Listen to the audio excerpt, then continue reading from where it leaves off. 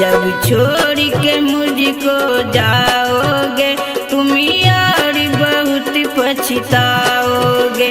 जब छोड़ के मुझको जाओगे तुम यार बहुत पछताओगे।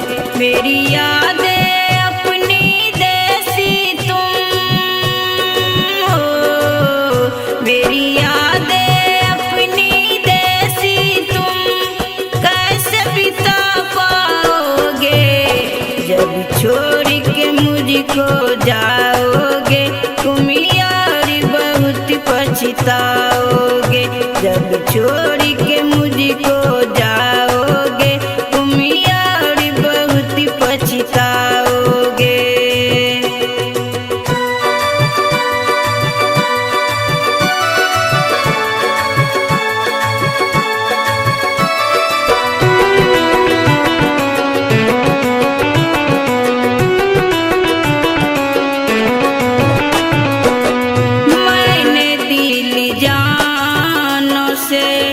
चाहता तुझको मैंने दिल जानों से चाहता तुझको, पर बेवफा क्यों तूने ठुकराया मुझको।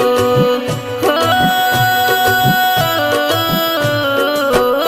मैंने दिल जानों से चाहता तुझको, पर बेवफा क्यों तूने ठुकराया मुझको। मेरी आँखों में तेरी सूरत है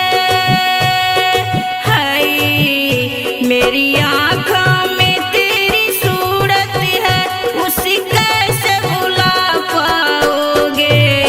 जब छोड़ के मुझको जाओगे तुम यार बहुत पछताओगे। जब छोड़ के मुझको जाओगे तुम यार बहुत पछताओगे।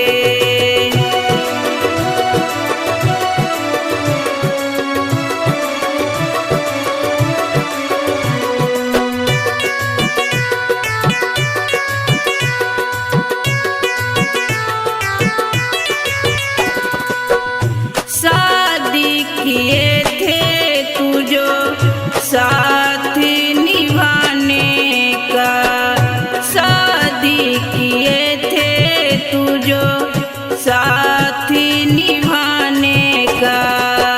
किसने हक दिया तुझको मुझको रुलाने का।